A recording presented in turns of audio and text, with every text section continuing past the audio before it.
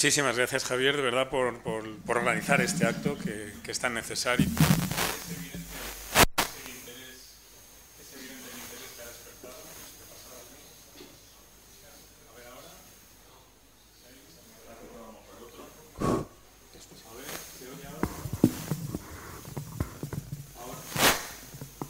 Tenemos ahí un... Ahora ha entrado. Decía que es evidente el interés que despierta. Yo a este fenómeno que llevamos viviendo ya unos años, Jorge Bustos lo ha comentado, en el mundo, y nosotros en ABC, yo al menos desde hace 10 años estoy tratando de medir qué está pasando, yo lo llamo la alegría de la historia. Porque en un país que tiene tantos problemas para relacionarse con su propio pasado, el hecho de que, y que además en la educación precisamente no sea la historia uno de los pesos más fuertes, porque todos estamos descubriendo estas historias que no nos habían contado en la educación, pues el hecho de que haya este entusiasmo a mí me parece que es parte de la solución. Pero bueno, venimos en nombre de, o llamados por el nombre de la leyenda negra, que por si hay algún moderno y extranjero en la sala podemos llamar Black Fake News. De eso hablamos, de una exitosa mentira a lo largo de los siglos, mantenida contra todo y contra todos, pero sobre todo contra nosotros, y que nosotros hemos asumido. Estamos hablando de ficción, en muchos casos.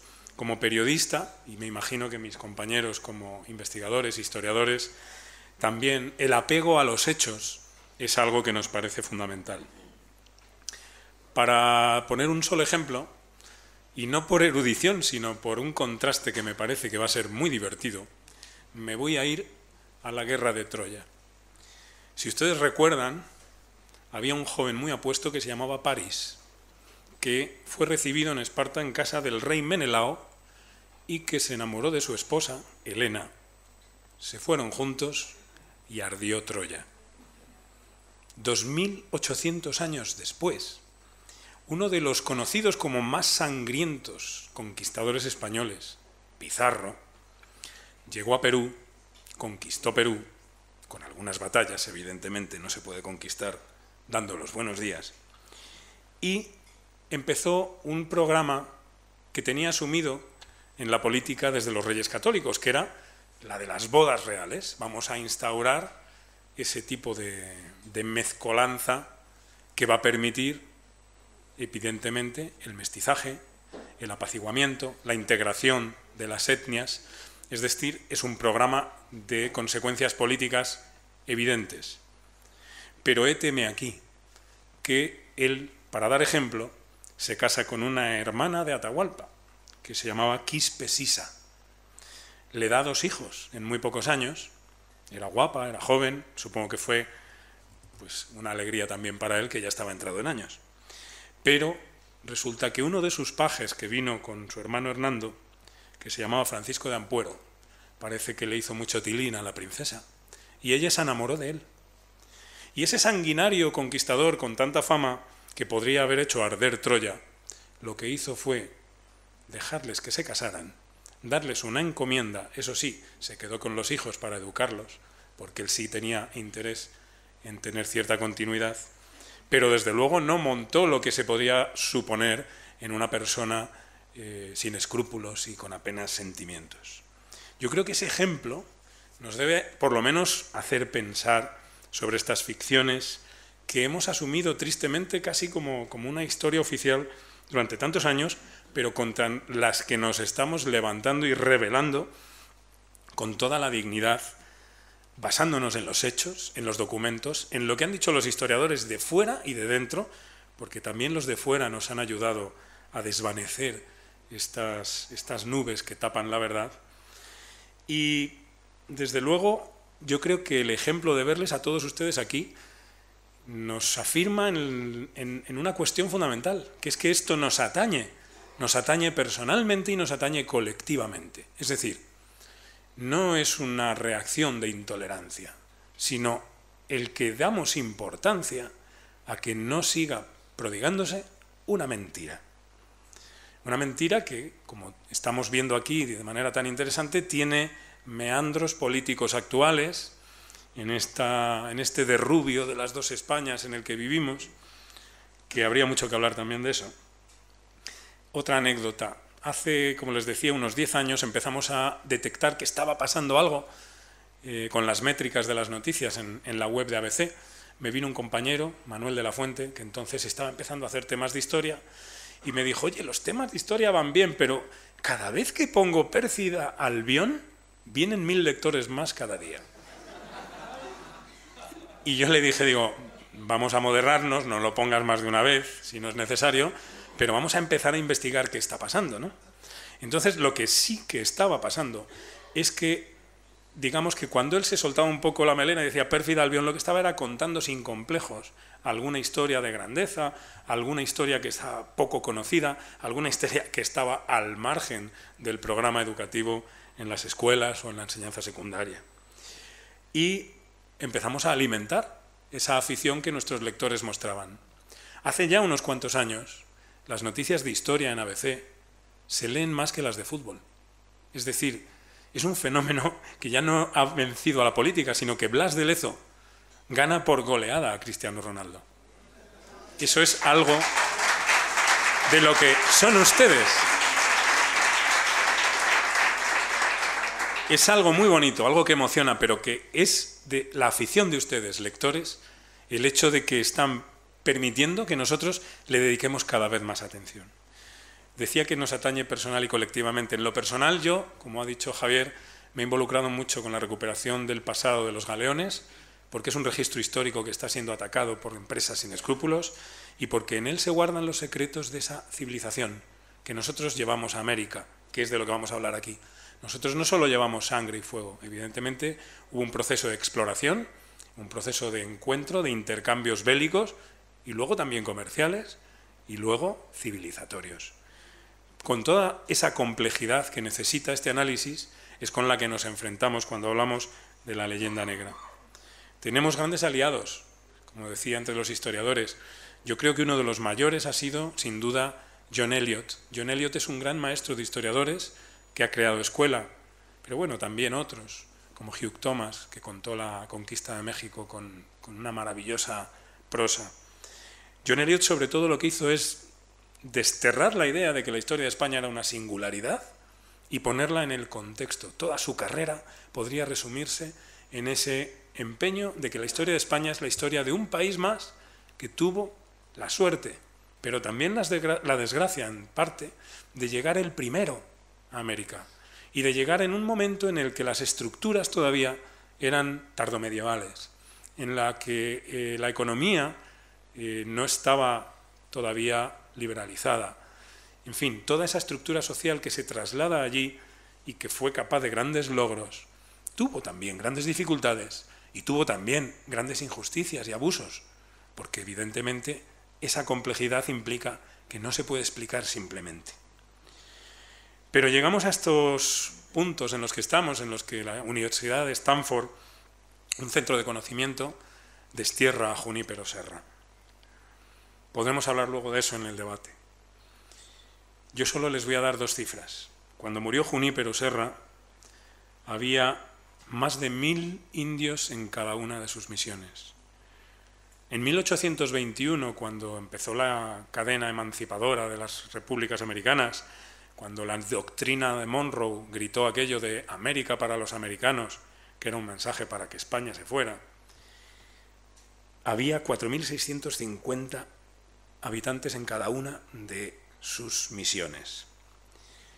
La frase, repitámonosla y grabémonosla, es: donde hubo españoles, pervivieron los indios, y donde no hubo españoles, los indios fueron execrados, asesinados o, los últimos restos, encerrados en reservas.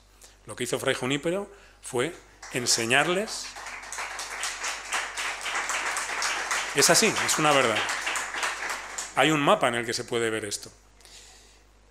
Lo que hizo Fray Junípero fue enseñarles oficios, y cuando llegaron los yanquis, que venían a sangre y fuego, conquistando y haciendo ese genocidio con los indígenas, se dieron cuenta que los indios que estaban allí eran útiles, sabían oficios, y por tanto son los que se integraron y los que perviven. Lo único que les pido es que no seamos victimarios. Es verdad que se nos ha tratado con mucha injusticia, pero no es el momento de empezar a lamentarnos, es el momento de ponernos a trabajar y a dar a conocer esto y a luchar por ello. Y para esto tengo aquí precisamente hoy a dos compañeros de mesa maravillosos. Uno, a mi izquierda, León Arsenal. Ya el nombre tan sonoro es el de alguien que ha visto muchos horizontes, y sí los ha visto porque ha sido marino mercante. Es nacido en Madrid, se educó en Coruña, pero también lleva muchos años siendo un escritor profesional. Es autor de Enemigos del Imperio, tiene numerosos premios literarios y bueno, pues ha escrito, tiene premios incluso de ensayo, como el de Godos en España, en Hispania, perdón. Es también un gran divulgador, analista y escritor de literatura fantástica, no solo histórica. Es decir, tenemos a un español con grandes horizontes y con muchas ocupaciones a todas a las cuales ha dedicado. Él hablará primero. Y después a mi derecha tenemos a Pedro Insua Rodríguez, que es autor de 1492, España contra sus fantasmas.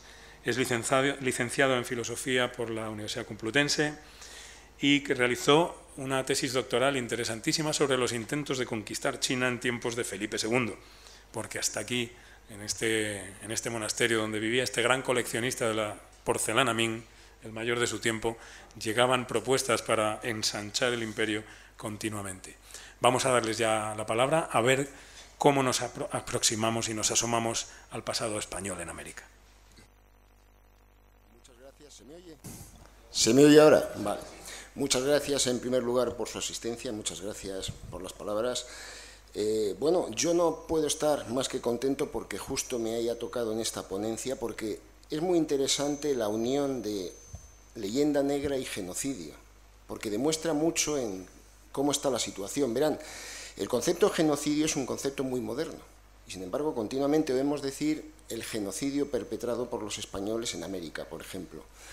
Eso nos dice algo, eso nos dice que la leyenda, lo que nosotros llamamos la leyenda negra, se ha perpetuado a lo largo del tiempo. Si en un principio fue un arma propagandística de otros siglos, ha llegado a nuestros días, ha llegado en nombre de algo que quizás debiéramos usar más lo que es. Y esa palabra, muy entendible para la gente, es hispanofobia. Y esa hispanofobia efectivamente no es nada victimista, sino que es cuando a los españoles se les aplica diferentes parámetros que a otros pueblos. Eso es la fobia, eso es el antisemitismo. Es decir, a los españoles, por ejemplo, se nos niega el contexto. Si tú llegas y dices, hombre, es que los aztecas se comían gente, dices, tienes que ver el contexto. Pues bueno, sí, tienes razón. Coño, es que los yanomanos tratan mal a las mujeres y tienen o tenían una inquietante tendencia al asesinato. Tienes que ver el contexto. Dices, es que por la actuación de los españoles murieron millones de indios, y dices, bueno, ¿y el contexto? No, eso es un genocidio. Y dices, pero bueno, vamos a ver. Genocidio, y es lo que quiero explicarles, se ha convertido en España, en español hay palabras que se llaman polisémicas, es decir, que pueden significar varias cosas. Pero ya hay una categoría en nuestros días de palabras que podríamos llamar omnisémicas o palabras mayonesa. Por ejemplo, facha. La palabra facha aplicado al de enfrente puede significar casi cualquier cosa. Soy de izquierdas, aplicado a nosotros. Eso también es una palabra mayonesa. Dices, bueno, soy de izquierda, matiza, ¿sabes? Y entonces la palabra genocida pues se usa con mucha alegría. No sé si ya hemos llegado al tema del genocidio machista, pero no tardará. Es decir, esa palabra se usa con demasiada alegría. Y les voy a dar un ejemplo que no tiene que ver con la conquista española y sí con la conquista de España para que lo entiendan. Verán, a principios del siglo VIII, la España visigoda en plena descomposición sufrió una serie de hambrunas que la dejó bastante debilitada por la simple pérdida de hombres. Eso coincidió con la invasión musulmana, que en realidad vinieron a apoyar a una de las facciones en una lucha entre dos facciones, una situada al norte del Ebro y otra al sur del Ebro. El caso es que, abreviando, los musulmanes se hicieron con España. La derrota del Estado visigodo supuso varias cosas. Primero, el derrumbe de un Estado que era tal, pues los visigodos, pese a lo que nos cuenten los libros de historia patateros, no eran una especie de perroflautas con acento alemán. Eran unos tipos que perpetuaron el Estado romano 2 siglos en España. El derrumbe de los medios de distribución de alimentos y tal, unido a unas fiebres que trajeron del norte de África, quédense con el dato, unas plagas desconocidas en España, mataron, según algunos cálculos, a la mitad de la población de la Hispania de entonces. ¿Eso fue un genocidio? No. Los musulmanes no tenían ninguna intención de hacer perecer de hambres y de plagas a la mitad de la población española. Ellos venían a conquistar. La gente antes era un recurso valioso, ahora la gente no valemos nada, pues la mitad está en el paro, pero antes, claro, no les valemos nada, si se mueren mejor, pero antes eran un recurso valioso los campesinos, los artesanos. Eso no es un genocidio. Pero luego los musulmanes lanzaron una campaña de exterminio contra los visigodos instalados en los campos góticos. ¿Por qué? Porque consideraban que esa concentración era una amenaza para ellos. Eso sí es un intento de genocidio. El genocidio es la eliminación sistemática y voluntaria de un grupo humano por un motivo u otro. Ahí sí hubo un intento de eliminar sistemáticamente a los visigodos. Eso sí es un intento de genocidio. Por cierto, que hicieron un pan con 2 tortas, pues los visigodos salieron corriendo para Asturias y luego el resto es historia. Pero bueno, eso es lo que sucede a veces. Entonces, vámonos al llamado Imperio Español. Hubo un intento, o sea, estaba entre las herramientas políticas y militares de la monarquía hispánica, lo que conocemos vulgarmente como el Imperio Español. ¿Estaba el genocidio dentro de sus herramientas? No lo estaba. Nunca lo estuvo. Primero, porque era un imperio, y vuelvo a decir lo mismo. Esto es como si tiras el oro al mar. ¿Para qué vas a querer matar a la gente que quieres conquistar? No lo hubo. Y les voy a dar un ejemplo muy claro. En el siglo XVIII, los comanches, encarnizados enemigos de los españoles durante cerca de un siglo, propusieron a los propios españoles el exterminio de los apaches Lipán, que eran una rama de los apaches que daban mucha guerra en el sur de Nuevo México. Y bueno, las autoridades de Nuevo México dijeron, hombre, pues sí, está bien, ya nos libramos de esos pesados. Llegó el rey Carlos III y lo prohibió. Dijo que un Estado civilizado, un Estado ilustrado, de ninguna de las maneras podría contemplar el exterminio de un pueblo entero. Cosa que hizo que los comanches se cabrearan con nosotros y de nuevo estallara la guerra. Pero bueno, pero es un ejemplo de que los sucesivos gobernantes españoles no veían, o sea, eso era inmoral, el exterminio no era aceptable. ¿Quiere eso decir que no se produjeron genocidios? No, sí los hubo, pero lo perpetraron gobernantes locales y codiciosos que normalmente fueron castigados. En el Tucumán, gobernantes locales, por pura codicia, por arrebatar sus tierras a los indios, los deportaban a lugares estériles donde se extinguieron parcialidades enteras. Hay que decir que esos gobernantes mataron con igual alegría a un montón de españoles. Estamos hablando de un gobernador que a su antecesor le colgó de los brazos hasta que se murió, para que le revelara dónde había enterrado el oro. Y de paso mató a toda su familia para que no se pudieran vengar. Estamos hablando de sucesos locales, que fueron normalmente perseguidos y castigados. Eso nos dice claramente que nunca estuvo entre las herramientas de los españoles el genocidio, y hay muchos otros ejemplos. Civilización, sí, por supuesto. El Imperio Español de los Austrias vivía una situación paradójica. Era un imperio, es decir, no tenía esa mentalidad unificadora que tenemos ahora, no tenían esa voluntad universalista de imponer una serie de leyes que consideramos superiores. De hecho, Felipe II era totalmente hostil a que los indios hablaran español. Él pensaba que era contra natura que se obligara a los indios a aprender español y se ocupó de desarrollar escuelas de lenguaraces que eran los intérpretes. También es verdad que era un tío listo. Si la gente no es capaz de entenderse entre ellas, es más difícil que se pongan de acuerdo para rebelarse. Con lo cual aquí se une la consideración moral con la consideración práctica. Y se vivió siempre una tensión, efectivamente, se creaban universidades, se creaban escuelas, pero al mismo tiempo se procuraba, porque era una consideración no como la que tenemos ahora, sino por otras razones que tenían mucho también que ver con lo religioso, se procuraba preservar las culturas autóctonas. Y al mismo tiempo eso en algunos lugares condenaba al atraso. Por ejemplo, el caso más preclaro es el de las famosas reducciones jesuíticas del Paraguay. Los jesuitas se ocuparon de civilizar, dieron oficios, enseñaron a trabajar la tierra, crearon un sistema que fueron variándolo para adecuarlo al temperamento de los guaraníes, pero claro, al mismo tiempo se les privaba del acceso a ciertos avances. Pero eso hacemos actualmente nosotros con ciertas tribus del Amazonas que, para preservar su cultura, no dejamos que los pobres tengan dentistas. Me parece una barbaridad. Pero bueno, y luego vienen ya los Borbones, que es una época más ilustrada y efectivamente ya es otro desarrollo, se abandona a los religiosos como elemento civilizador y se entran en unos estadios más modernos, pero siempre lo que nosotros entendemos por civilización, con sus puntos muy negros a veces, existió ahí. Eso son datos ciertos que luego cada uno puede evaluar como quieran. Como bien han dicho, pues aquí estamos de todo. Ha pasado periodistas, filósofos, arquitectos. Yo soy marino mercante, con lo cual detrás de mí puede que venga un tragasables, ¿no? Porque estamos los oficios más pintorescos metidos a analizar la historia. Pero a mí me preocupa los hechos ciertos. Yo me crié con el franquismo. Y los líderes franquistas eran muy nacionalistas, y esto de la raza bravía española y tal, y a mí pues, eso me sonaba un poco raro. Y luego cuando me fui precisamente a mirar me encontré con las otras barbaridades. La contrafalacia, que la contrafalacia no es combatir la falacia, sino que es poner una falacia contraria sobre la mesa, que es lo que nosotros llamamos la leyenda negra o la hispanofobia.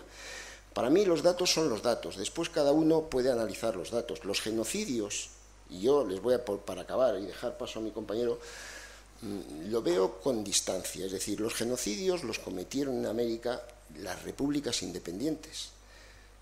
La conquista de la Patagonia la perpetra el general Roca en tiempos de la República Argentina. Los grandes exterminios de indios del Chaco se producen en el Uruguay, en el Paraguay, en Argentina.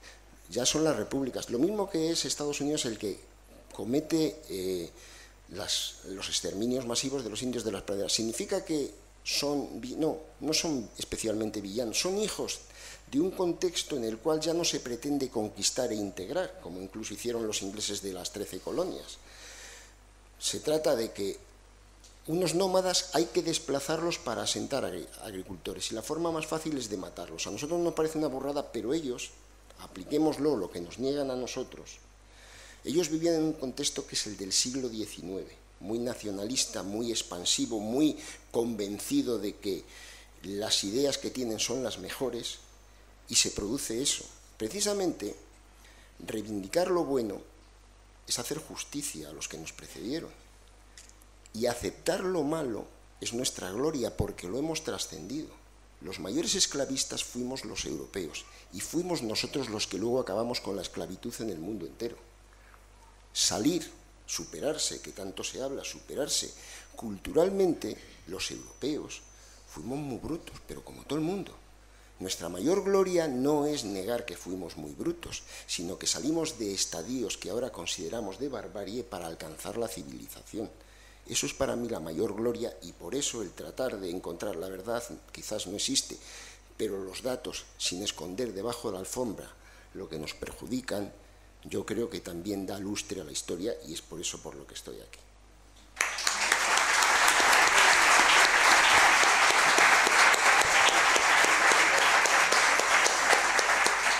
Muchísimas gracias, León.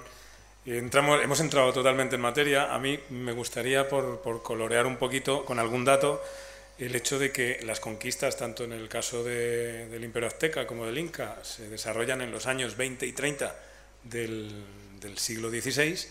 En 1550 ya hay una universidad en México y en Lima. Es decir, que hay mucho que decir. Y el hecho de que tengamos esos archivos que antes se han puesto en valor significa que la organización política que significaba ese imperio lleno de centros, porque no era solo el Escorial el centro, sino que era el Escorial, Nueva España, Lima, etcétera, ese imperio funcionaba como un mecanismo de relojería de papel. Escuchamos a Pedro.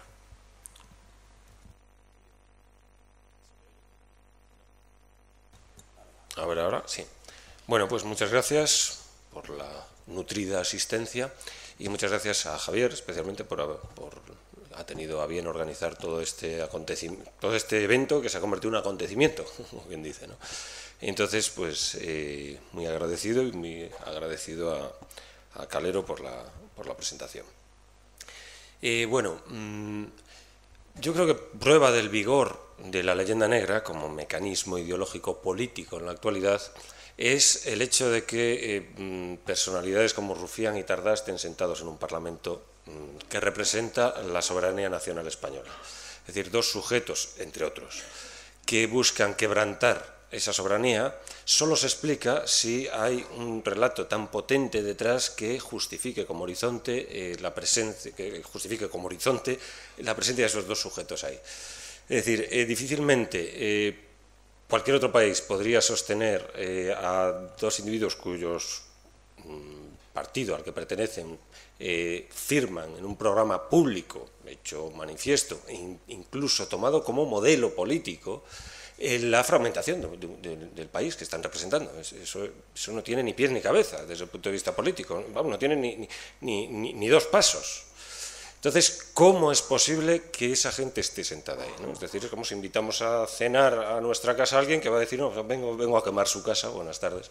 Entonces, y lo dejamos pasar y decimos que además es un modelo político que es exportable al mundo, un modelo de anfitrión, el que admite a gente, a invitados que van a quemar nuestra propia casa, ¿no? A quemar o destruir o como queramos llamarlo. Entonces, esto solo se explica mediante este relato poderosísimo que lleva labrándose durante siglos, ¿no?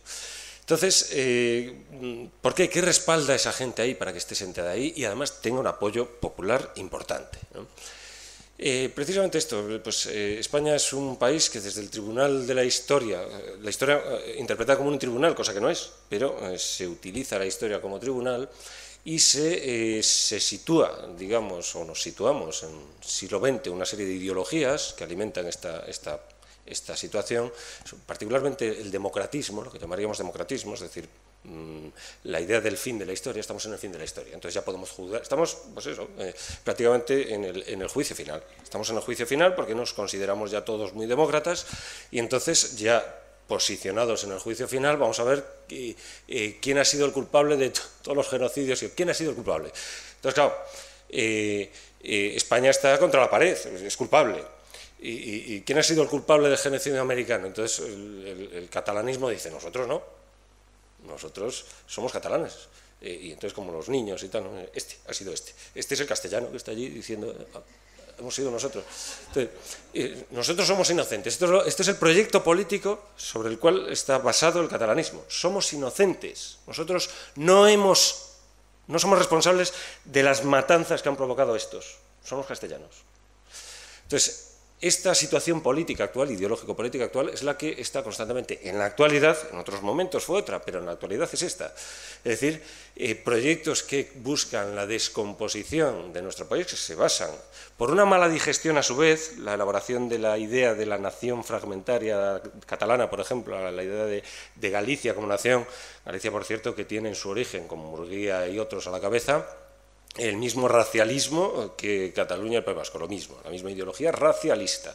Vamos, Murguía, pues en Juegos Florales en el año 1888, en un discurso que da en Tui, habla de que Galicia merece mejor suerte por ser una nación celta aria de la que tiene y no dejarse arrastrar por los castellanos completamente agarrotados por la sangre semita que aún brota por sus venas, que aún fluye por sus venas. Esto es así literalmente. Nosotros somos los del caballo de Santiago, que cortamos cabezas, europeos que cortamos, que estamos digamos a la base, que tenemos a la base el caballo blanco de Santiago. Bueno, esto es Murguía. Entonces, una mala digestión de la filosofía alemana que ha alimentado el carácter nacional o la idea del carácter nacional de esas regiones y que precisamente dicen nosotros somos inocentes. Bien, la culpabilidad fundamentalmente, que se deriva de ese relato, que recae sobre España, sobre Castilla, y de España como una especie de epifenómeno de Castilla, como una especie de supura, de pus que le supura a Castilla, ¿no? España no existe, se dice, que esto es otra paradoja. España no existe, España es un país, es un estado fallido, en bancarrota, de bancarrota en bancarrota, toda la historia, los 3 siglos de historia en crisis, y entonces ya empiezas a preguntar, pero vamos a ver, es un país en crisis, bancarrota, una birria de nación, una birria de imperio. ¿Cómo es posible que haya sido capaz de someter durante siglos y siglos a esas naciones tan pujantes, tan superiores, como es la catalana, la vasca, la gallega? ¿Cómo es posible?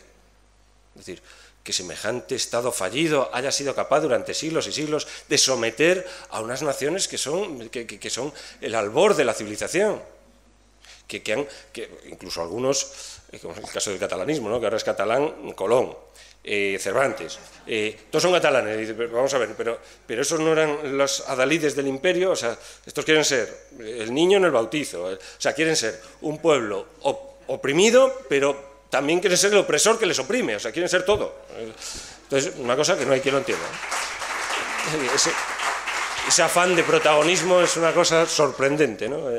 Contradictoria, cuanto menos, ¿no? Entonces empiezas a ver contradicciones en ese discurso, obviamente, ¿no? Entonces, pero aquí lo que nos convoca es la gran, digamos, lacra de culpabilidad que pesa sobre España, el gran San Benito, digamos que pesa, valga la palabra, que pesa sobre España, que es particularmente, sobre todo, tema estrella, digamos, es genocidio americano, ¿no?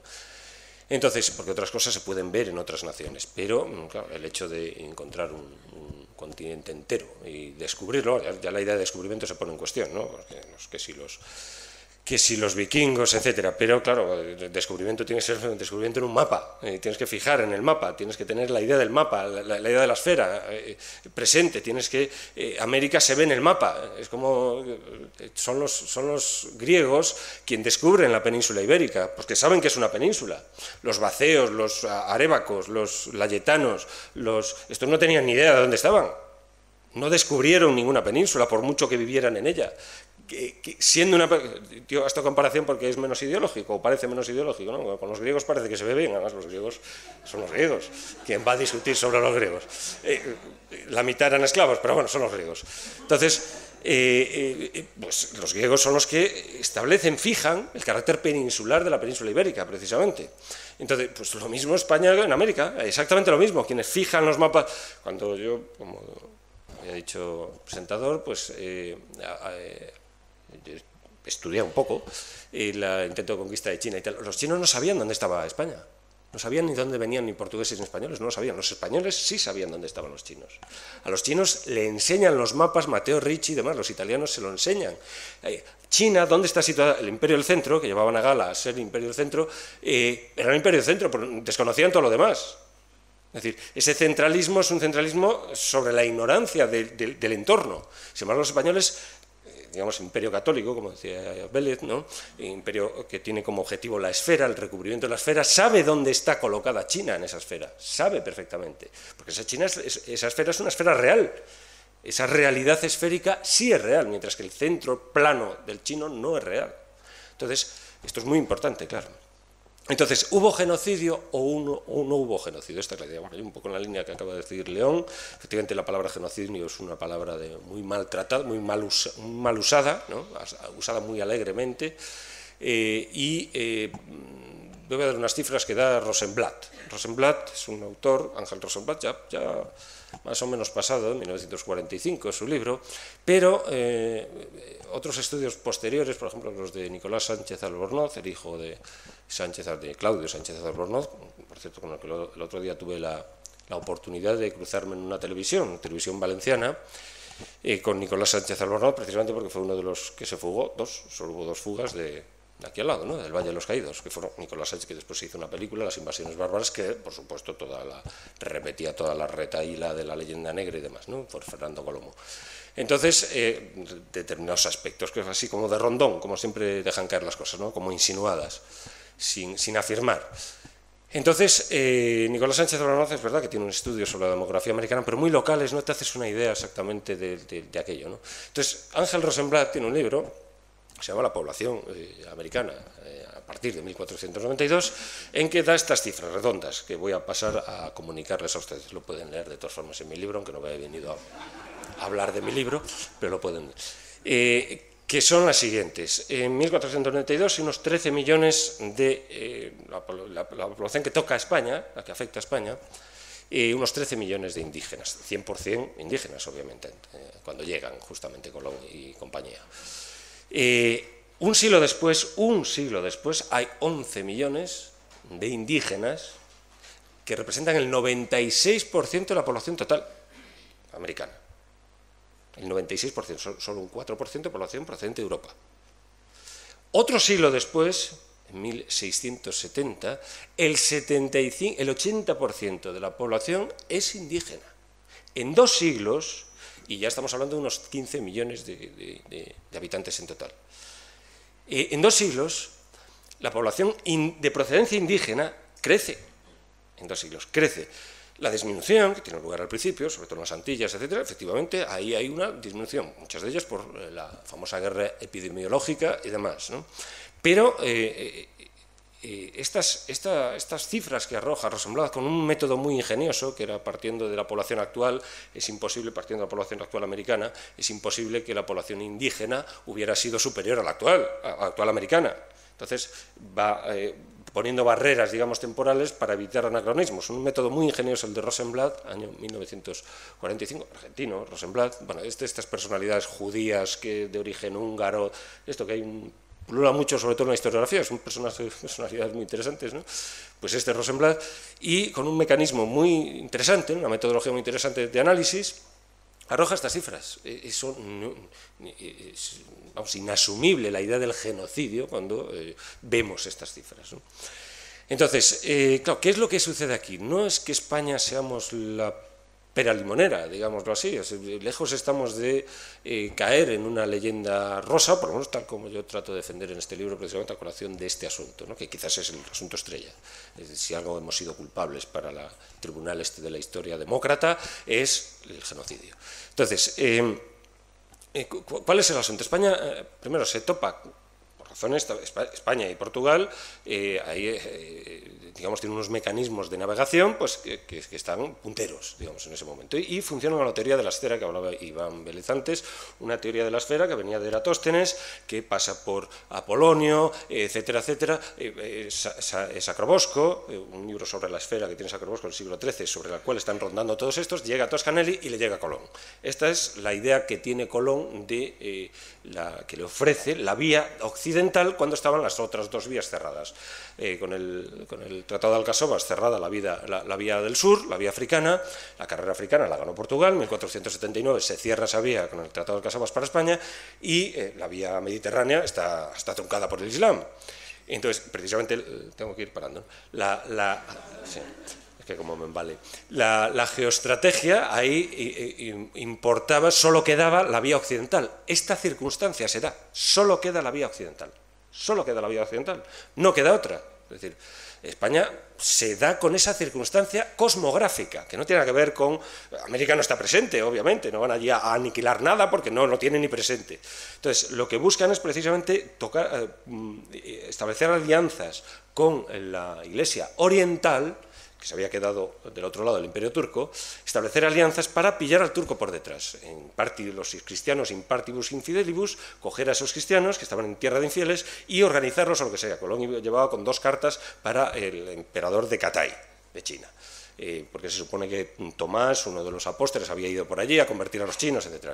Bien, esa circunstancia, sumada a la polémica, la controversia teológica, y yo aquí me meto de lleno en esa controversia teológica, porque si no nos metemos en esa controversia teológica, que los historiadores, y me perdonen si hay alguno en la sala, no se suelen meter, pasan de puntillas, la controversia teológica que da pie a Sepúlveda, Las Casas, Vitoria, etcétera, toda la polémica en torno a la Escuela de Salamanca, que la tesis fundamental, la tesis vitoriana, que es la tesis que triunfa, es que la diferencia religiosa, la diversidad de religión, no justifica una guerra. Los españoles, si estamos allí, no es porque la guerra que podamos hacerle a los indígenas viene derivada de que tienen una diferencia, porque tienen una religión diferente. No es esa. los derechos que han adquirido como sociedades indígenas permanecen íntegros, íntegros. Íntegros para Vitoria, para Sepúlveda, para todos. Íntegros.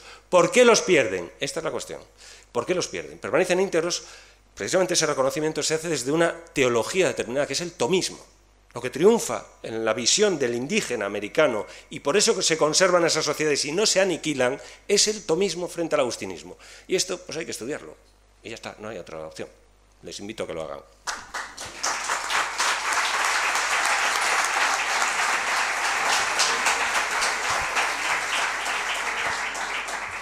Retomando justo lo que estás diciendo y tratando de abrir un poquito de polémica, a mí me gustaría plantearos, hay una cosa que leí hace poco en Karen Armstrong, la reciente premio Princesa de Asturias, que es una ensayista y una comparatista que no tiene ninguna sospecha ni de favorecer a los españoles, ni de ser parte de nuestro imperio, ni un agente a nuestro servicio. Ella dice que en 1492 se producen 3 hechos que rompen por fin y se abren los portones del mundo moderno, que es el viaje de Colón, que es la expulsión de los judíos y los moriscos, y que es la toma de Granada. Y que todo el discurso antimoderno y reaccionario que estamos viviendo en este cambio de siglo, ya en esta entrada del siglo XXI, procede de aquellos que se sintieron atacados o que no pudieron amoldarse a ese gran cambio que se producía, y que por tanto es la defensa de aquellos, del impacto de aquellos hechos, lo que puede permitir que se reivindique bien la modernización. Y esto a mí me hace gracia porque muchos historiadores han escrito de ello, pero últimamente se ha reivindicado desde la historia de la ciencia, que tampoco es la historia del imperio. Es decir, en la historia de la ciencia hay un gran agujero negro que es la aportación española al progreso. Y esto tiene que ver también con el viaje de Colón.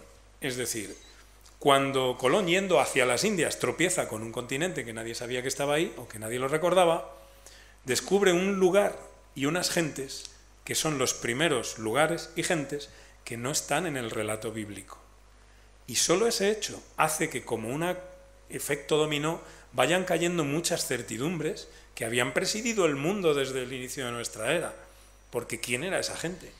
¿De dónde venían? ¿Qué territorios eran estos? Y sobre todo, ¿por qué no estaban en la Biblia?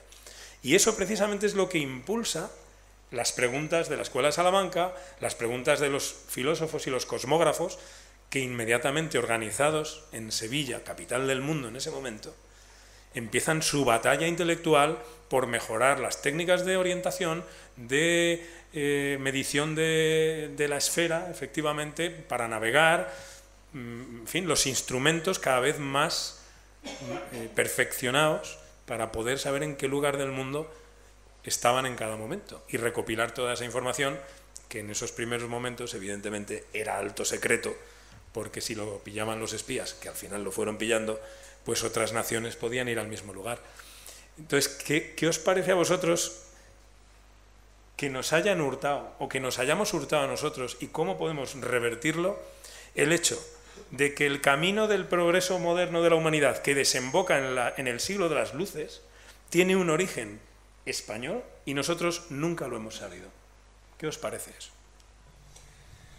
Bueno, realmente ese es un problema. Yo creo que la perpetuación entre nosotros de la leyenda negra tiene mucho que ver con que cada facción política, puesto que cuando quería derrocar a un gobierno, sobre todo los conservadores, lo que hacía era atacar su propia legitimidad en el pasado. Entonces, si esto se fundamenta en antecesores crueles y rapaces, pues lógicamente te deslegitimo entero. Partamos de un hecho. Esto que dices es cierto, aquí hay figuras, pero no solamente científicas, políticas, que están en las sombras cuando en otros países les levantarían estatuas. Vamos a ver. Aquí todo el mundo carga con su leyenda y con su cruz, como se suele decir. Todos, absolutamente, si dividimos el mundo en un cuadrante, todo el que vive más al sur y más al este que nosotros es, por definición, más cafre. Esto es así.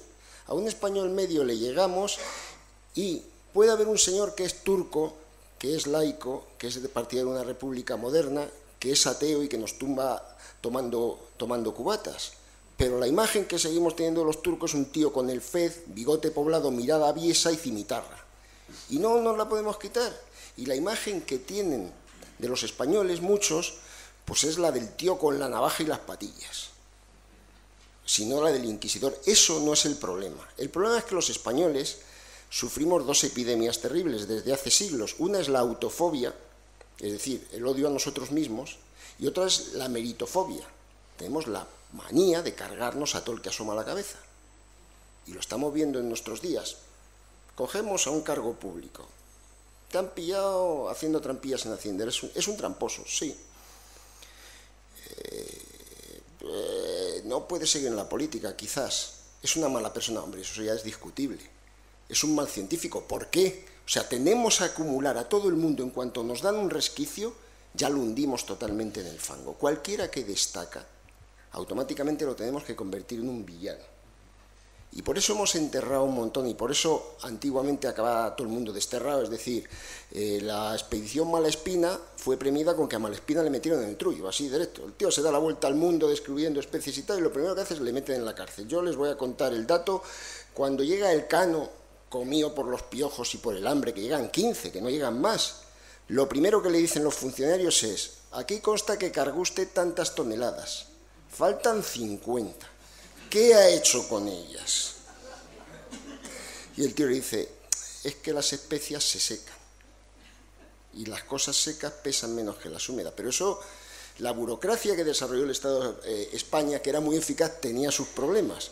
Entonces, es eso, la meritofobia. Cualquier tipo que destaca, o le pegamos la patada hacia arriba o lo hundimos en el fango. Entonces, eso es un problema que nos ha hecho que antes aceptamos que la Ilustración nos viene de Francia, a que existieron los novatores del siglo XVII, que fueron unos precursores, es decir, pero es nuestra miseria, es decir, no podemos soportar que los demás sean mejores que nosotros. Y les voy a dar otro ejemplo y no me voy a enrollar. Se perpetúa en nuestros días porque la autofobia y la meritofobia, dos palabras insignes, por cierto, se une que somos unos malditos cotillas. Y les voy a dar un ejemplo. Semanas atrás, en minuto 1, siempre estaban los pufos de los políticos de turno, que esta ha trampeado con el título, que esta ha plagiado, y en el minuto 40 sí salía que se ha descubierto la primera cura contra la esclerosis múltiple. Pero coño, ¿qué es más interesante para la humanidad? ¿La cura de la esclerosis múltiple o los pufos? No.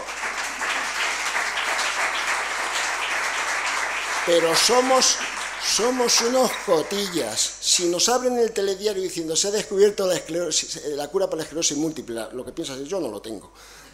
Y cambias de canal. Ahora dicen: han pillado a este trampeando. Y dices: a ver qué ha pasado. A ver por dónde corre la sangre hoy.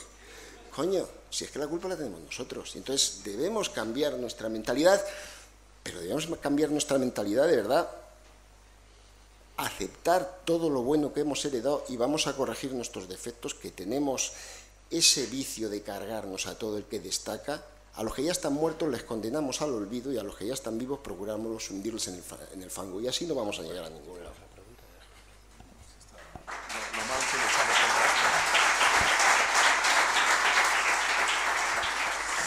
Bueno, a ver, yo creo que la manera de combatir, digamos, esta leyenda, pues precisamente, alguna vez la hemos dicho también, ¿no? Pues la tercera ley de Newton, es decir, pues aplicar una fuerza en sentido inverso, mayor fuerza en sentido inverso. Entonces, pues precisamente lo que tenemos que hacer, pues es actos como este, por ejemplo, en el que pues se ofrezcan papeles, que es lo que le falta. La leyenda, precisamente, su carácter legendario está basada en que le falta base archivística para sostener lo que están sosteniendo, ¿no? Entonces la leyenda opera, tal como la definió Julián Juderías en su momento, en el año 1914, precisamente, ¿no? Y además todo esto viene, esa ciencia, ahora recuerdo la pregunta, esa falta de reconocimiento de los científicos españoles, esto viene de la famosa polémica de la ciencia española, ¿no? Si hubo ciencia, si no hubo ciencia, en 1560 y tantos, creo que es, 86, precisamente todo en el contexto de la polémica de China y todo esto, se elabora en España, se funda la Academia de Ciencias Exactas, precisamente, y allí con una serie de científicos y demás punteros, ¿no? Entonces, pues efectivamente, pues esto en el siglo XIX se pone en cuestión, ¿no?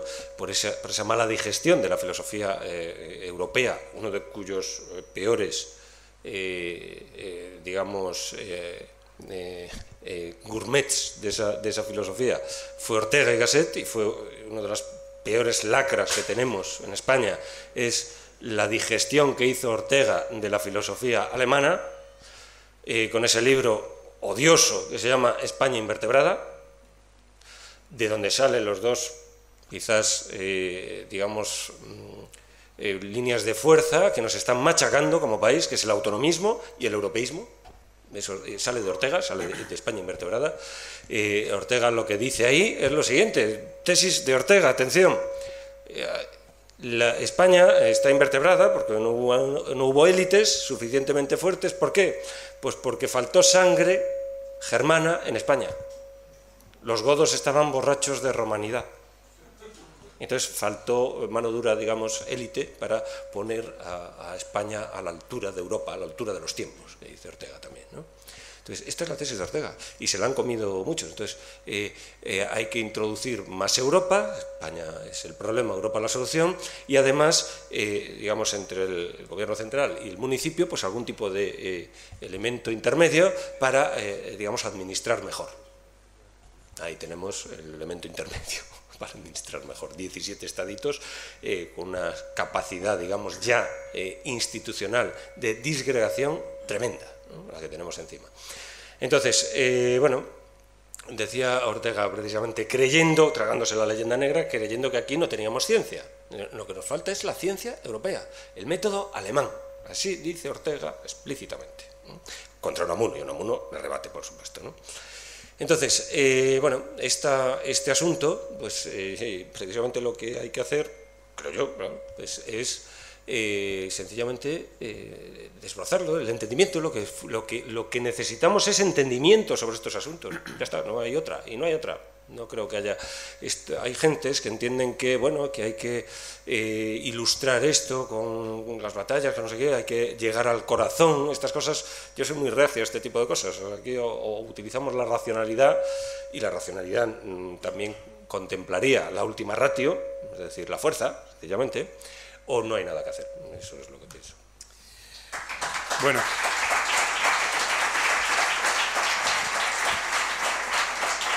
Tenemos que ir cerrando la mesa, así que vamos a dar un último turno. A mí, por hacer una pequeña apreciación final también, pues me gustaría poner un foco en el segundo origen, porque estamos hablando de 3 siglos de una administración complejísima, de una administración llena de valores, una administración civilizatoria y una administración en la que había casos, evidentemente, como ha reseñado muy bien León, locales o regionales, en los cuales se producían injusticias, la encomienda funcionó muy mal muchas veces, había muchos problemas, pero saltando todo eso y saltando por todos los valores que se van haciendo una nueva civilización, que es la que hoy en día habla español en medio mundo, que somos casi 560 millones de personas, y será por algo.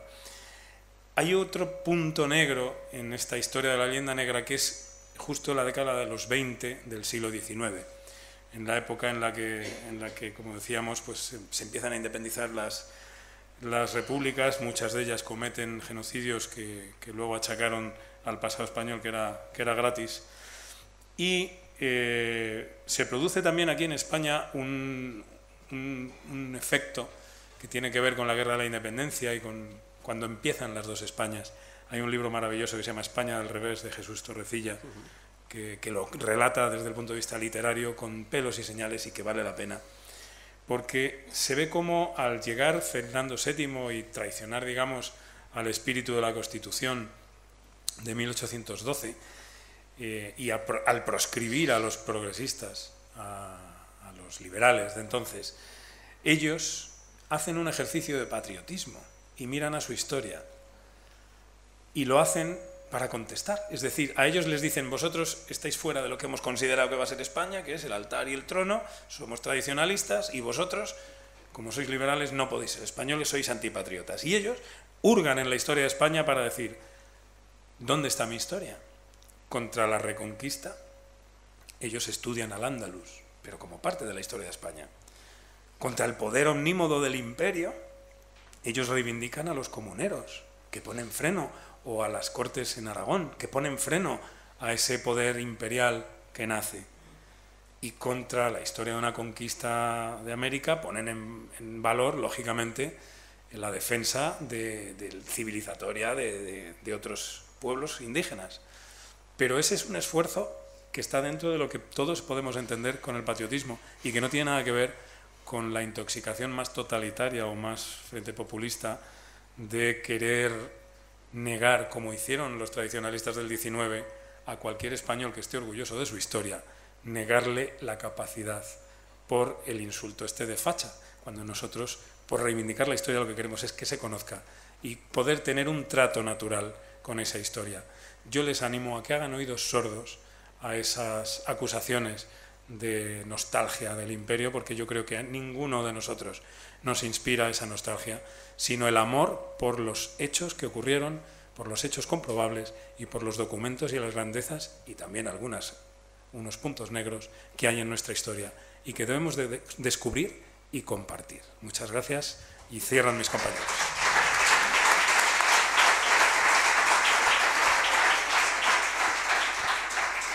Yo, por ser muy breve, dado que esto va sobre la leyenda negra, que, como he dicho, me parece que es parte de una hispanofobia que nos afecta a nosotros mismos, yo solo puedo decir que para combatir todo eso es lo mismo que se le recomienda a todas las víctimas de las agresiones, que no te afecte. Hay una teoría muy cachonda, pero muy cierta, que dice que los sentimientos de inferioridad cultural en los pueblos se notan porque el que se siente inferior pone a parir a otro pueblo, mientras que ese otro pueblo normalmente admira al otro que le pone a parir. Es decir, nos pasa a nosotros con los franceses, que les ponemos a parir y ellos, hay muchos que nos admiran.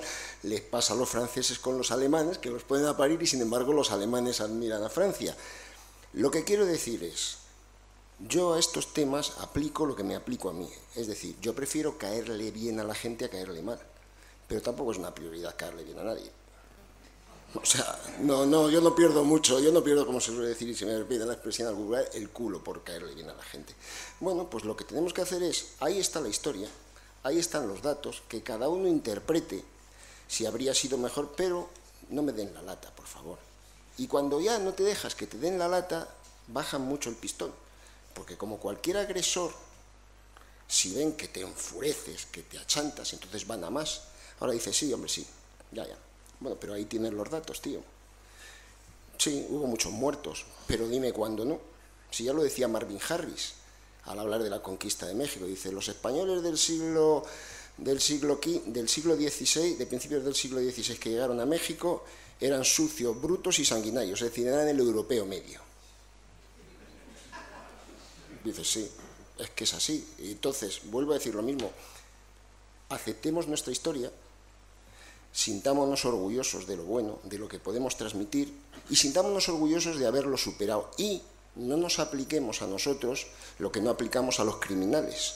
Si una persona por un asesinato, cuando cumple, sale y tiene derechos, yo no le voy a ir a un mongol y decir, anda la que liasteis carniceros en el siglo XIII en Asia Central. Mira al mongol, ¿pero qué me estás contando? Es la diferencia, que nosotros nos achantamos, el mongol te dice, tú eres tonto. Esa es la mejor vacuna y después, evidentemente, como se ha dicho, razón, conocimiento, datos y sobre todo libertad. Si usted quiere pensar que esto fue así, bueno, pues está en su derecho, pero no me venga a dar la murga a mí.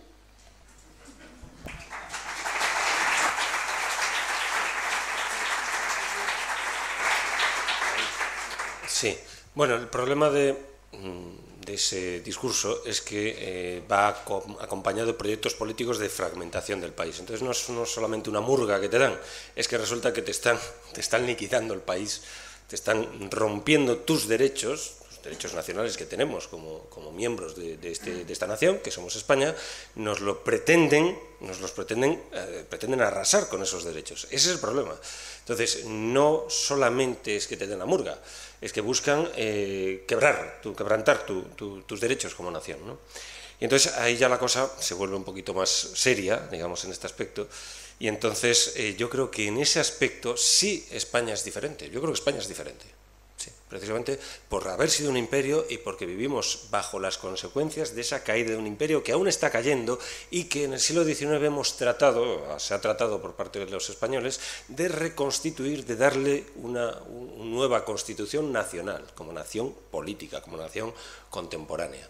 Entonces, es una nación contemporánea, más o menos, está fijada y sentada en la ONU, entre otras, y firmando un tratado con la Unión Europea, firmando un tratado militar como es la OTAN, etcétera, pero tiene detrás, históricamente hablando, pues un imperio que aún se está cayendo, en buena medida. Entonces, tenemos que soportar eso, que no lo tienen que soportar otras naciones. Hay imperios que se están cayendo, o que se han caído, pero que, claro, eran una bluff desde el punto de vista histórico. Me refiero hay una nación que sí tiene una historia negra y no tiene problemas de fragmentación. Y sí tiene una historia, no una leyenda, una historia negra. Una historia de verdad, negra. Estoy hablando de Alemania, por supuesto. Entonces, Alemania, produciéndose el hundimiento alemán, tienen sus problemas con ideológicos y demás, pero no de fragmentación.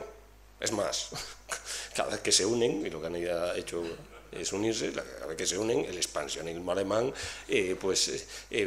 los polacos lo han tenido la desgracia de tenerlos como vecinos, ¿no? Entonces 3 veces les han arrasado, entonces cada vez que se unen, pues la lían, ¿no?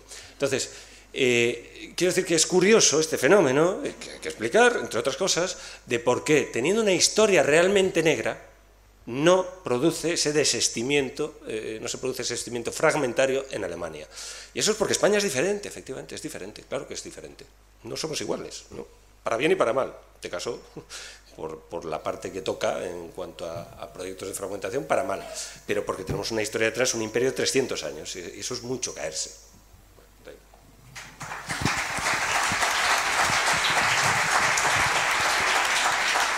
Como en la vez anterior, si hay algún par de preguntas rápidas, aprovechando la mesa, así rápidamente tenemos 1 y 2, ¿sí? No, sí, usted, sí. No, micrófono, está llegando, sí. No, si el problema está más para que se capte y se grabe, sí, ahora ya llega el micrófono.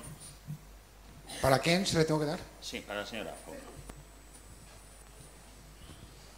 Que hay felicidades por la mesa. Yo quería intervenir reforzando un poco la visión que Pedro está aportando. Yo también comparto que el momento es crítico y creo que es crítico y que la leyenda negra está realmente operando aquí, ahora, con toda fuerza en toda Europa. He compartido con Iván en algún momento mi impacto cuando en Berlín, en el Museo Natural, voy a ver la exposición de Europa y el mar. Una exposición que yo acabo de enterarme, investigando, viendo a ver quién financiaba esta exposición, me encuentro con que el Cabildo de Canarias ha contribuido de una manera activa en esa exposición. Yo me quedé empatada, fijaros el título, Europa y el mar.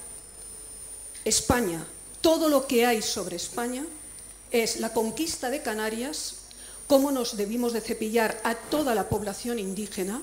Canarias, por supuesto, había sido descubierta antes por un francés que no hizo nada malo, ¿de acuerdo?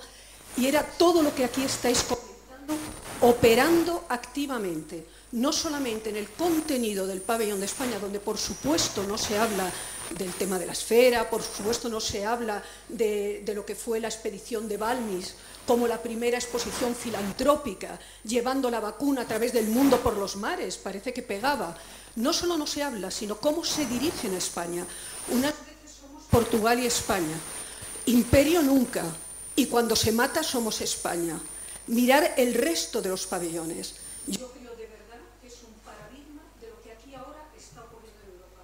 Y no creo que sea casual esto con lo que está pasando en el interior de España.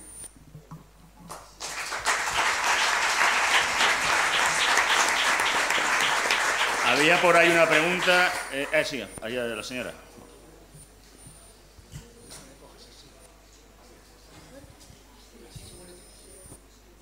Pues yo quería preguntar, hace años, me acuerdo que leyendo un libro sobre la Inquisición, decían que había venido el duque de Orleans en época de Felipe IV y que para celebrar el hecho pues habían hecho una gran quema de autos de fe en la Plaza Mayor, que es donde se hacían en Madrid, y que espeluznado con aquello, pues el duque de Orleans había salido por patas a Francia, ¿no?, al ver la barbarie española, porque decían que el olor a quemado, a chamusquina, se extendía por todo Madrid. ¿no? Entonces, bueno, aparte de eso he leído varias cosas sobre autos de fe en el que la Inquisición en España parece ser que había sido una barbaridad respecto al resto de Europa, ¿no?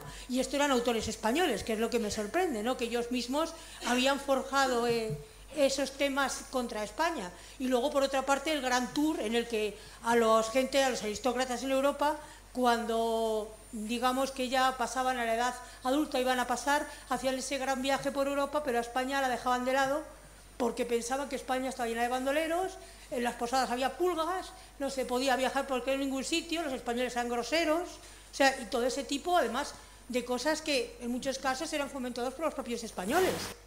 Y que hubo extranjeros, escritores extranjeros, que al venir aquí, al ver que España era una cosa muy distinta que la que estaban contando, pues fue cuando dijeron que a España se debía venir porque de hecho España merecía la pena. Entonces, bueno, mi pregunta era, ¿realmente lo de los autos de fe en España eran de esa manera? O sea, ¿realmente éramos bastante más bárbaros que ellos o simplemente esa anécdota sobre el Duque de Orleans, si es que era el Duque de Orleans, porque realmente no me acuerdo, había salido por patas en ese momento, o no?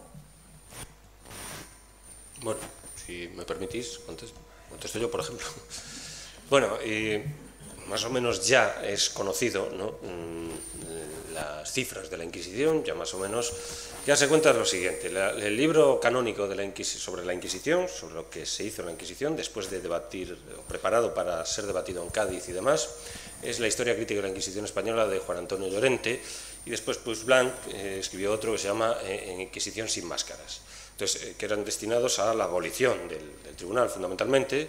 José Antonio Llorente era afrancesado, fue ministro de José I, buscaba su abolición, y Puigdemont, que circulaba el libro Puigdemont entre los liberales de Cádiz, que también querían abolir la Inquisición. Con estos dos documentos, particularmente el de Llorente, por la autoridad que representaba Llorente, había sido inquisidor en Madrid, etc., la historia crítica de la Inquisición española, se llamaba Crítica, daba unas cifras de 346.343 muertos. Que lo miras así y dices, qué capacidad de precisión, ¿no? Más o menos una cifra esa, no estoy inventando, pero eran más de 300.000, ¿eh? Parece que fue uno a uno contando, 1, 2, 3, hasta 340. Y no, el método que utiliza es el siguiente. Parte de un dato que da Juan de Mariana en su Historia de España, que son, dicen que en Sevilla, en 1480, cuando empieza a funcionar el tribunal surge en 1478, pero empieza a funcionar en el 80, dicen que murieron 2.000 personas en el quemadero de Sevilla. Los quemaderos estaban alejados de la ciudad, por cierto, no en las plazas públicas, los quemaderos estaban fuera de la ciudad. El quemadero de Sevilla es donde está ahora instalado la feria de Sevilla. Bueno, pues dicen 2.000. Pues con ese dicen ya fue suficiente para Juan Antonio Llorente para decir, bueno, pues 2.000 en Sevilla.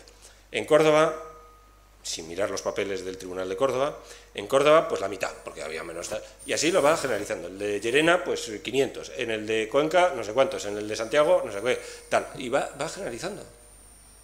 Llega, porque va después restando y después dicen efigie estos, en la hoguera tantos, entonces le sale una cifra muy redonda aparentemente, pero está llena de generalizaciones sin ningún documento base, porque dice entre otras cosas él mismo que los quema, los de Madrid. Él dice que los quema en su biografía. Entonces, estas cifras, y además da un dato más, que es el siguiente. Él dice que la causa de la despoblación de España, es la Inquisición. Y entonces establece una diferencia entre la población en la España en finales del 19, o sea, principios del 19, son 11 millones España, Francia son 18 millones. Como él dice que la causa de la despoblación de España es la Inquisición, pues la diferencia de 7 millones entre la población de Francia y España son víctimas de la Inquisición. Entonces, 7 millones. Claro, le sale la cifra 7 millones, los no muertos, además, esto es como o sea, gente que ni había nacido, es víctima de la Inquisición, o sea, se ha hecho víctima de la Inquisición a gente no nata, que esto tiene tela, ¿eh? Con estas cifras se llega hasta los años 70, que Jaime Contreras, García Cárcel, empiezan a ver los documentos, empiezan a sacar los documentos, Arnoldson, empiezan a mirar los documentos, por primera vez nadie los había mirado. Sin embargo, se fueron repitiendo esa cifra durante siglo y pico. Las cifras son 3.500 muertos en hoguera. Claro. solo se puede explicar, claro, en el 19 cogen los literatos, Poe particularmente, el Pozo y Péndulo famoso, que se hizo una película después, Dostoyevsky, etcétera, el Gran Inquisidor, empiezan a fantasear sobre esas cifras y, por supuesto, desde el punto de vista político, muchos que buscan pues sencillamente pues el justificar sus propios proyectos sobre el cadáver de España, sobre el cadáver histórico de España, sobre el cadáver necesitaban justificar sus propios proyectos tanto en Hispanoamérica como después bajo la digestión de la filosofía alemana mala del catalanismo, entonces, bajo el signo de que España era un despotismo, un tipo oriental. Esta es la idea que se proyecta sobre España, en la que cae mucho. Montesquieu es el principal responsable de esa idea. Pero España es un despotismo oriental, es Turquía. Entonces, son moros tratando a las mujeres mal, entonces Mérimée y todos estos vienen a ver aquí eso, los caminos están llenos de bandoleros, no sé qué, no sé. Mérimée es curioso, uno coge Mérimée, el libro de Mérimée, Carmen y otros cuentos y tal, y ahí, pues, Mérimée no ve un solo salteador. Y dice, es raro, ¿no? Que pensaba ver ninguno. Y el bandolero que le describen es José María el Tempranillo, rubio y con ojos azules. Él pensaba patillas y tal igual, y rubio con ojos azules. Era José María el Tempranillo. Entonces, pero sin embargo, Mérimée, que es bastante simpático, Mérimée, con España, en cualquier caso, pues repite, de todas formas sigue manteniendo el topicazo de Carmen y tal, porque si no se les venía abajo el canon. Entonces había que mantener el canon a toda costa, y si no lo, en plan hecho por gusto, si no lo había, pues se lo inventan y ya está, ¿no? Entonces Gautier particularmente es mucho más fantaseador en ese aspecto. Entonces, pues esto es lo que ocurre con la Inquisición. La Inquisición fue, digamos, la asociación, la identidad de España negra está culminada, saturada la identidad de España con la España inquisitorial. Eso es el punto estrella, digamos. La historia de España está, digamos, la identidad de España como país, así que hay que poner contra la pared castigado por el Tribunal de la Historia, es la España inquisitorial, con San Benito, ahí. Ese es el punto estrella. ¿Alguna pregunta? Pero pregunta corta a ser posible y respuesta también rápida, porque si no nos vamos. No, es verdad que aquí está esta primera pregunta.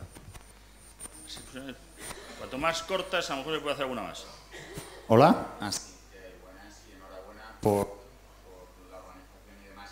Sí, Pedro, yo quería preguntarte si tú crees que Ortega y Gasset dice que la solución es Europa y tú estás en desacuerdo, ¿cuál es la solución de España, digamos, a nivel internacional, entiendo yo, en contexto internacional? Gracias.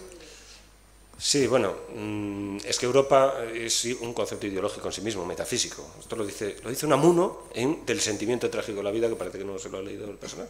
En Del sentimiento, nos han convertido Europa, dice Unamuno así literalmente, en una entidad metafísica. Europa es Francia-Alemania y los demás somos comparsas, dice, de Francia-Alemania. En una entidad metafísica. Europa somos ya, nosotros estamos en Europa. O sea, Europa no soluciona nada porque estamos en ella. En tal caso sería el mismo problema que es España, si es que lo es. Entonces, Europa no significa nada. Otra cosa es que ideológicamente, pues claro, se ha vendido Europa precisamente porque se ha interiorizado la leyenda negra, el famoso España empieza en los Pirineos, en este caso de Dumas, ¿no? Que es la versión de estos literatos del siglo XIX, pues se ha interiorizado, sencillamente. Entonces, ¿qué es lo que hay que combatir esa versión? Y además, pues es la racionalidad histórica, la racionalidad sociológica, la racionalidad que no resiste, no tiene ni media hostia la tesis esa, dicho así rápidamente. Desde el punto de vista de la sociología, desde la historia, no se sostiene. Entonces, decirlo, no se me ocurre, en los mayores foros posibles, y no hay otra. Es decir, si tú lo que estás diciendo, precisamente a la luz de eso, no porque se crea uno más guapo que los demás, sencillamente yo he hablado de una razón teológico-política en la que funciona en el Imperio Español, no que los españoles fuéramos almas de la caridad, por ahí, no, era una circunstancia muy particular la que favorece que España a los indios no los masacre, pero con ese proyecto van, de no masacrarlos. Entonces no puede ser un genocidio si el resultado es que un programa político de incorporar a esas gentes precisamente al derecho indiano, que es lo que hacen, y hay unas leyes de Indias. Es decir, más evidencia que el peso, que además literal, que coges tomacos de las leyes de Indias compuestas, o sea, compiladas en la época de Carlos II, y es un tocho. Pues se molestaron en eso, y su interpretación, que después da Solórzano Pereira, de la política indiana, que son otro tochazo, pues que se metan el tocho de una vez, esta gente, Arzalluz y todos estos, pues Arzalluz en su retiro, que no sé si ha muerto o no, pues que se lea a Solórzano Pereira, a ver. Ya está, o animar a la gente que lo haga. Es decir, es la única opción que hay, no hay otra, es decir, no, ese trabajo de años y años de propaganda, pues la única manera que hay que neutralizarlo es pues con la racionalidad, pues eso, interpretativa, la racionalidad hermenéutica, la racionalidad histórica, esto es lo único que tenemos, es la única arma que hay, y un discurso sólido, que no te puedan romper, y mostrarlo en los mayores foros posibles, y ya está. Y yo recuerdo, por ejemplo, perdón, igual me estoy alargando demasiado. El problema es que el tema, sí, aquí estamos, que la verdad estaríamos, pero...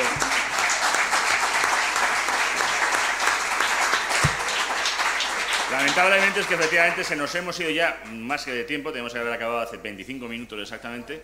En cualquier caso, bueno, muchísimas gracias a esta mesa tan espectacular como la otra.